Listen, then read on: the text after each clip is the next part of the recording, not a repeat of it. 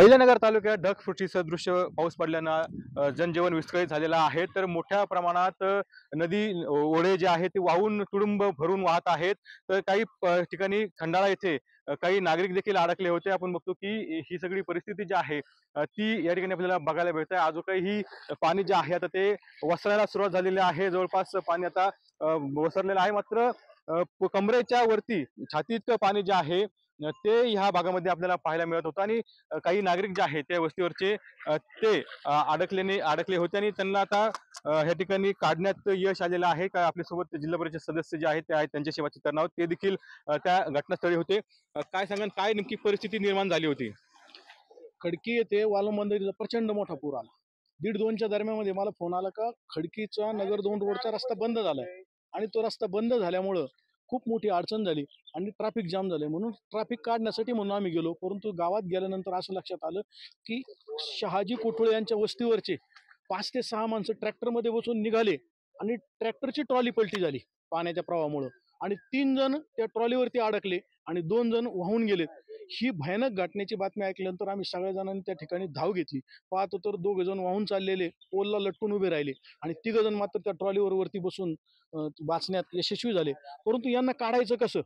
आमच्या डोळ्यासमोर ते वाहून जाणार होते आणि ते जीवांचा आक्रांताने ओरडत होते की या ठिकाणी आम्ही वाहून चाललोय आणि वाहून जात असताना आम्ही थांबू शकत नाही। किती वेळ या प्रवाहामध्ये आम्ही पोलला लटकून राहणार आहे?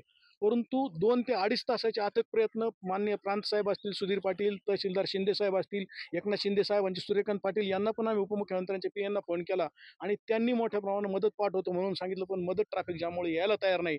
शेवटी गावातील सगळे तरुण आजी माजी सैनिक एकत्र आले। गावातील जेवढे रश्या चराटे मिळतील ते एकाला एक बांधून त्या ठिकाणी त्या लोकांपर्यंत जाण्यास आम्ही सक्सेस झालो आणि सगळ्यात पहिल्यांदा त्या ट्रॉली जवळच्या 3 माणसांच्या जवळ पोहोचलो आणि मग त्यांना काढण्याचा प्रयत्न केला।